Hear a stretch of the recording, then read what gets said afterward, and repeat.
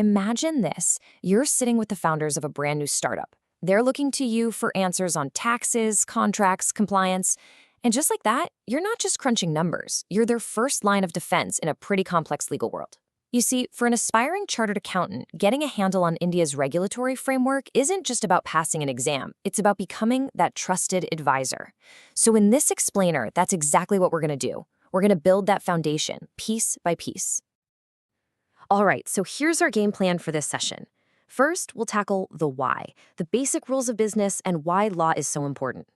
Then we're going to pull back the curtain on how a law actually gets made. We'll also clear up the super important difference between civil and criminal law. And finally, we'll meet the key players who enforce these laws and the ones who judge them. Ready? Let's dive in. So let's kick things off with the most fundamental question. Why should a business person or an accountant even care about the law? Well, think about it.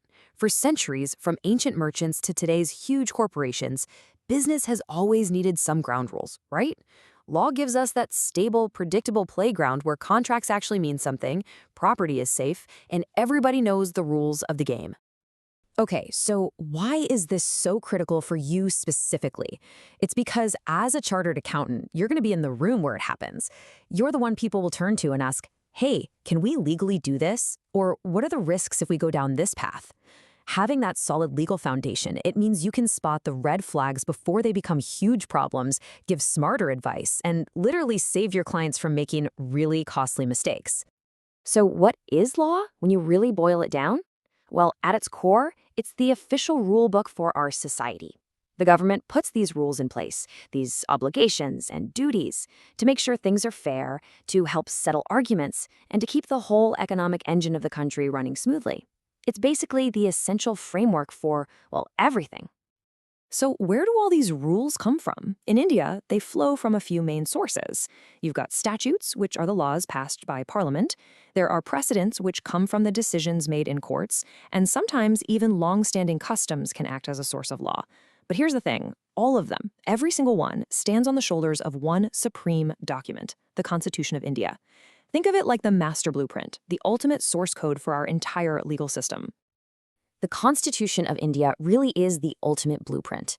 It lays out the entire plan for our democracy, and, super importantly, it divides up the power to make laws. You know, it didn't just appear out of nowhere. A lot of its structure came from an earlier law, the Government of India Act of 1935, which was a big shift from a single power source to a shared federal system. And this division of power is totally key to understanding how India works. And this table, it breaks down that division of power perfectly. The Constitution sets up 3 lists to sort out who makes laws about what. First, you've got the central list. This is for big national stuff, like income tax, where only the central government can make the rules. Then there's the state list, which lets each state make its own laws on local issues. And finally, the joint list, for things like stamp duty, where both the center and the states can pass laws. It's a really smart system to balance national needs with local control. Okay, so we know who gets to make the laws, but how does an idea, just a proposal to fix something or create a new rule, turn into an actual enforceable act that affects all of us? Let's trace that fascinating journey from a simple draft all the way to becoming the law of the land. So it all starts with an idea, which gets written down into a draft called a bill. This bill is then introduced in Parliament. First, it has to get through the Lok Sabha, where it's discussed, debated, and eventually voted on. If it passes, it moves to the Rajya Sabha, where the whole process happens all over again. If it clears both houses, it goes to the president for the final signature. That's called the assent. And the very last step, it gets published in the official gazette. Only then does that bill officially become an act of parliament. Now, once a law is officially on the books, it usually fits into one of 2 big buckets. You can think of this as the first major fork in the legal road. Understanding the split is absolutely crucial. So let's break down the 2 major branches of our legal system, criminal law and civil law. This chart right here is a perfect side-by-side comparison. Criminal law deals with acts that are considered wrongs against society as a whole, things like theft, fraud, or worse. The main goal here is to punish the offender, and the rulebook is the Indian Penal Code. Civil law, on the other hand, is all about disputes between private parties, people or companies. Think of a broken contract or a property dispute. Here, the goal isn't punishment. It's to fix the problem and provide a remedy, like compensation. The big takeaway, one's about public justice, the other's about private rights. Now, beyond that big criminal-civil split, there are a couple of other really important ideas. First is common law. This is basically law that's built up over time from the decisions of judges. It's based on a principle with a fancy Latin name, stare decisis, which just means let the decisions stand. It's all about consistency. Then you have the principles of natural justice. And these are kind of like the unwritten universal rules of fairness, like making sure you hear both sides of a story before you make a judgment. All right, so Parliament makes the laws. Great. But a law is just words on a page if no one's there to make sure people follow it, right? A rule book is pretty useless without a referee. So that brings us to the next big question. Who actually puts these laws into practice? Well, that's the job of the executive branch. And that's where the executive branch comes in. This branch is made up of all the different government ministries, both at the central and state level. Now, while a minister is the political head, the real engine room of each ministry is run by civil servants. They're the career officials who do the day-to-day work of drafting rules, overseeing programs, and making sure the law is actually implemented on the ground. Now, for you as a CA, this is where the rubber meets the road. You're going to be dealing with these folks a lot. Of course, there's the Ministry of Finance, which handles all things tax-related. Then there's the Ministry of Corporate Affairs, or MCA, which is in charge of the Companies Act. And you've got the big regulators, SEBI for the stock market, the RBI for all things banking, and the IBBI, which handles bankruptcy cases. Knowing who does what is absolutely key. Okay, so we've got the lawmakers and the law enforcers.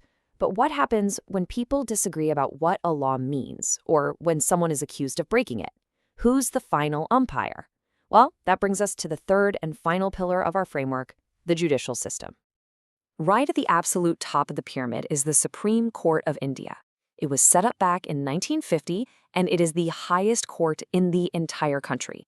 And according to Article 141 of the Constitution, a decision made by the Supreme Court is the final word.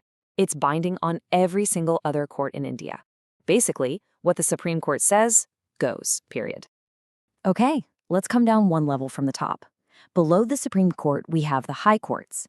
As per Article 214, each state has a high court, which is the highest court of appeal for that specific state.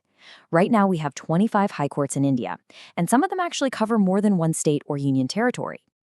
And at the very base of this whole pyramid, the foundation, you have the district courts. For most people and most businesses, this is the first stop, the front door to the justice system. And they're typically split.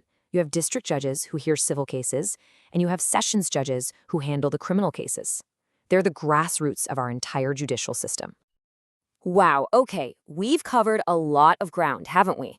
We've gone from the very source of our laws to how they're made, to who enforces them, and finally to the courts that interpret them. So let's take a breath and pull all these threads together to recap the blueprint of India's regulatory framework.